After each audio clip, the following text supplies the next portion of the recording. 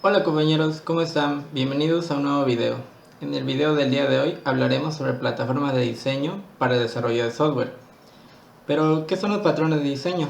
Bueno, son una importante técnica que facilita la construcción de software orientado a objetos.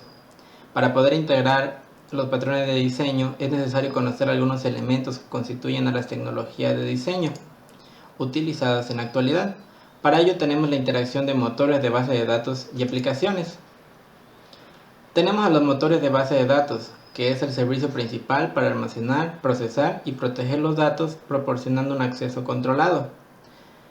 ¿Qué es una base de datos? Bueno, se define como almacenamiento de un conjunto de información organizada. Para acceder a ella se necesita de programas o aplicaciones. Uno de los más importantes motores de base de datos es MySQL, que es un sistema de gestión de base de datos relacional, multihilo y multiusuario, con más de 6 millones de instalaciones. Está desarrollada como un software libre en un esquema de licenciamiento dual. Dentro de sus características está la disponibilidad en gran cantidad de plataformas y sistemas, además de la posibilidad de selección de mecanismos de almacenamiento que ofrecen diferentes velocidades de operación, soporte físico, capacidad, distribución geográfica, transacciones y claves foráneas, además de una conectividad segura. Los usuarios pueden interactuar con los motores de base de datos a través de aplicaciones. Las aplicaciones son programas informáticos diseñados como herramientas para realizar operaciones específicas. Estas pueden ser de escritorio, web o para móvil. Dichos programas informáticos o aplicaciones se crean a partir de lenguajes de programación. Estos podríamos decir que son cualquier notación para la descripción de algoritmos y estructuras de datos, que generalmente se encuentran en notación de un lenguaje de alto nivel y necesita ser interpretado por una máquina o dispositivo que se emplea en forma de lenguaje de bajo nivel. Esa traducción es la definición de una herramienta llamada compilador. Como se ha mencionado, las aplicaciones pueden ser para escritorio, web o para móviles. Si nos referimos a la web, tenemos como ejemplo a Facebook, Twitter, LinkedIn, TikTok, entre otras, que sirven para acceder a los recursos de conocimiento disponibles en Internet utilizando un navegador. Las tecnologías para el desarrollo de software web se dividen en frontend y backend. Las frontend son aquellas tecnologías de desarrollo web del lado del cliente, es decir, las que corren en el navegador del usuario y que son básicamente tres: HTML, CSS y JavaScript. El frontend se enfoca en el usuario, en todo lo que puede interactuar y lo que ve mientras navega. Por el lado del backend es aquello que se encuentra del lado del servidor y se encarga de interactuar con bases de datos, verificar maniobras de sesiones de usuario, montar la página en un servidor y servir todas las vistas creadas por el desarrollador frontend. Entre los lenguajes más utilizados tenemos del lado del frontend, HTML, que es un lenguaje de marcado de contenido de un sitio web, es decir, para designar la función de cada elemento dentro de la página, titulares, párrafos, listas, tablas. Tenemos a CSS, que es un lenguaje de hojas de estilo creado para controlar la presentación de la página, definiendo colores, tamaños, tipos de letras, posiciones, espaciados, entre otros. Tenemos a JavaScript, que es un lenguaje de programación interpretado que se encarga del comportamiento de una página web y de la interactividad con el usuario.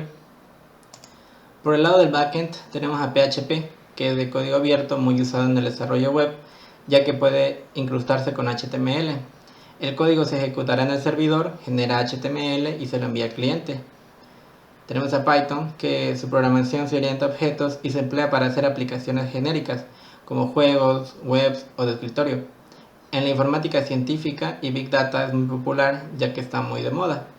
Se trata también a C# como una evolución de Java y C++, que amplía el modelo orientado a objetos gracias a los llamados atributos que almacenan la información sobre clases.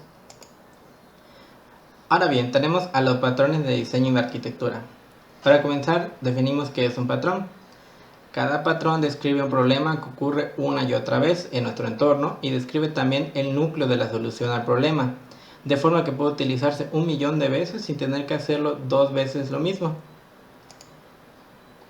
Un patrón tiene los siguientes elementos: el nombre, que describe el problema y sus soluciones, que son generalmente expresadas con una o dos palabras.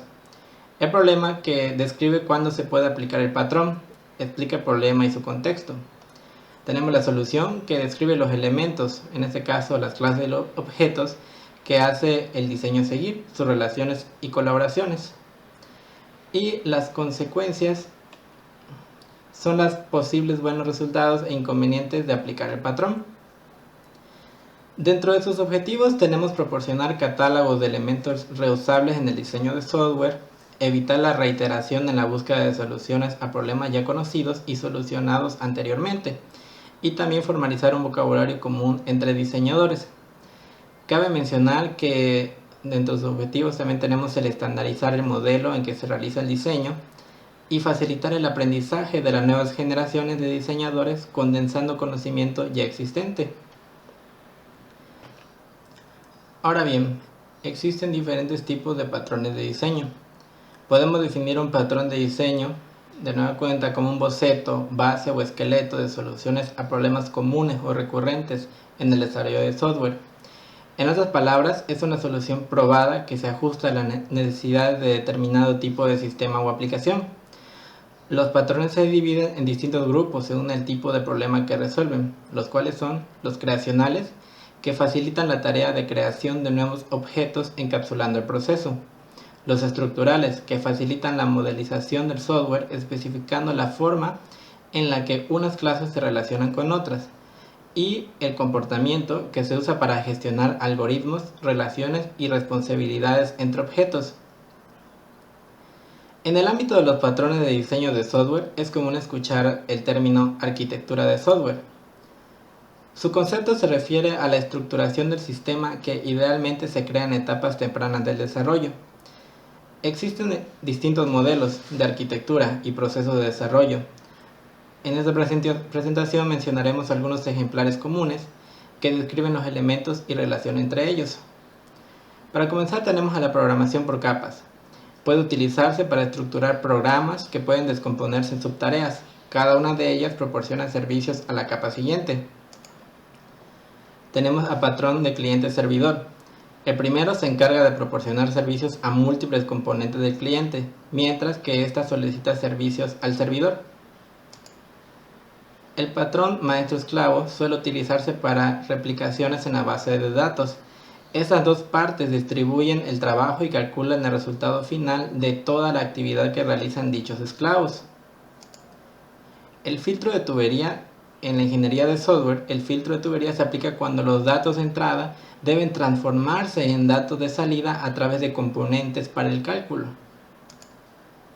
El patrón intermediario es usado para estructurar sistemas distribuidos con componentes desacoplados, es decir, es responsable de coordinar la comunicación entre los componentes del intermediario. El modelo vista controlador, del cual hablaremos más ampliamente a continuación, divide una aplicación interactiva en tres partes: el modelo, la vista y el controlador, encargados de contener la funcionalidad, mostrar la información al usuario y manejar su entrada. El patrón de intérprete es usado para el diseño de un componente que interpreta programas escritos en un lenguaje y define cómo hacer la evaluación de las líneas de programas. El patrón de pizarra, sus principales elementos son la pizarra, la fuente de conocimiento y componentes de control. Suele utilizarse para reconocimiento de voz, identificaciones, seguimientos, entre muchos otros.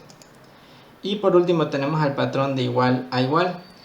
Todos los elementos individuales se les denomina pares, que pueden funcionar tanto como cliente como servidor. Además pueden ir cambiando su rol con el paso del tiempo. Como mencioné, hablaremos un poco más amplio del modelo vista controlador. El MVC es un modelo de arquitectura de software utilizada para separar el código por sus distintas responsabilidades, manteniendo distintas capas que se encargan de hacer una tarea muy concreta. Es usado generalmente en sistemas donde se requiere el uso de interfaces de usuario. La arquitectura MVC propone la separación de los componentes de una aplicación en tres grupos o capas principales: el modelo, la vista y el controlador. Para comenzar tenemos el modelo. El modelo contiene principalmente las entidades que representan el dominio, la lógica del negocio y los mecanismos de persistencia de nuestro sistema. Por el lado de la vista encontramos los componentes responsables de generar la interfaz con el exterior, por regla general, aunque no exclusivamente, es el UI de nuestra aplicación. Y el controlador se encuentra en los componentes capaces de procesar las interacciones del usuario, consultar o actualizar el modelo y seleccionar las vistas apropiadas en cada momento. Ahora bien, el uso de patrón de MVC ofrece múltiples ventajas sobre otras maneras de desarrollar aplicaciones con interfaz de usuario, y en especial para la web. Sin entrar en detalles, aquí comentamos algunas de ellas. Bueno, como ventajas tenemos la clara separación de responsabilidades impuestas por el uso del patrón MVC. Hace que los componentes de nuestra aplicación tengan sus misiones bien definidas. Por lo tanto, nuestros sistemas serán más limpios, simples, más fácilmente entendibles y a la postre más robustos. Ofrece mayor velocidad de desarrollo en equipo, que en consecuencia de lo anterior es estar separando las tres partes diferenciadas en diferentes programas que pueden ocuparse de cada parte en paralelo. Esto la hace ideal para el desarrollo de aplicaciones grandes. Facilita la realización de pruebas unitarias. Pero claro, no todo siempre es maravilloso, así que su uso representa también algunas desventajas, entre las que cabe mencionar que hay que ceñirse a las convenciones y al patrón. El uso de las convenciones impuestas por el framework y la estructura propuesta por el patrón MVC nos obliga a ceñirnos a las mismas, lo que puede resultar a veces en algo tedioso si lo comparamos con la forma habitual de trabajar de otros frameworks, que dan más libertad al desarrollador. La división impuesta por el patrón MVC obliga a mantener un mayor número de archivos, incluso para tareas simples. Ahora, ¿cómo interactúan estos tres componentes? Como se muestra en el diagrama, las acciones e información procedentes del usuario serán recogidas exclusivamente por los controladores.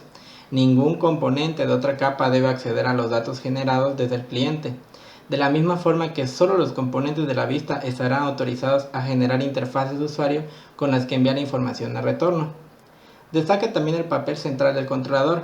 Tiene acceso bidireccional al modelo, es decir, es capaz tanto de actualizar su estado, invocando por ejemplo métodos u acciones incluidos en su lógica de negocio, como de consultar la información que sea necesaria para completar sus tareas.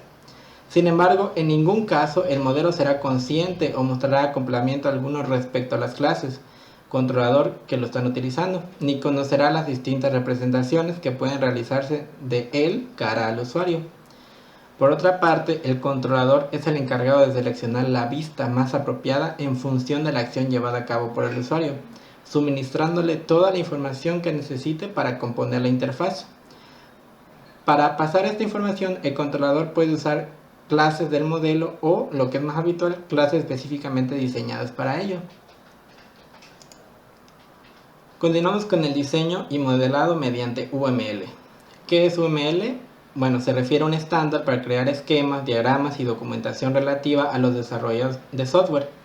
Una parte de UML detalla entonces una abstracción con significado de un lenguaje para expresar otros modelos. Ahora se preguntarán qué es el modelado. Bueno, no es más que la construcción de un modelo a partir de una especificación. Un modelo es una abstracción de algo que se elabora para comprender ese algo antes de construirlo. El modelo omite detalles que no resultan esenciales para la comprensión del original y por lo tanto facilita dicha comprensión. Para entenderlo mejor, supongamos que tenemos dos gatos, uno de los cuales le dice al otro: caza un ratón y tráemelo aquí, por favor. Veamos la forma en que se representa esto. Tenemos a un gato que se llama Garfield y al otro lo llamaremos Tom. Esta es una forma de representación, sin embargo, no se adapta al estándar que hemos definido por varios motivos. No indica gato entre comillas encima de los nombres de los animales. Damos por sentados que son gatos por la representación como imagen. No escribe los nombres en minúsculas, no representa a los animales con un rectángulo, entre otros componentes. Ahora, vemos la representación que sí se adapta al estándar definido, en el que se señala que son gatos, se señala su nombre y se señala como esquema el mensaje que se envía de gato a gato. Con este ejemplo sencillo se trata de hacer explícito qué es y para qué sirve UML, que es un conjunto de normas que nos dice cómo hay que representar los esquemas de software. Como conclusiones, tenemos que, aunque todos los patrones de diseño que se han definido en este informe comunican la imagen de un sistema, no son arquitectura entre sí. El mundo de los desarrolladores es largo y complejo, pero la arquitectura de los sistemas y aplicaciones es vital para su funcionamiento. La arquitectura es quien diseña todas las entrañas del software, desde la estructura de sus datos hasta los algoritmos, permitiendo crear bases sólidas para los proyectos, definir una plataforma escalable y mejorar el rendimiento, además de la calidad de los productos finales. Concluimos el video del día de hoy. Para consultar todas las bibliografías y referencias pueden revisar la descripción del video, donde encontrarán todas las ligas y además de la liga de la presentación. Muchas gracias y hasta la próxima.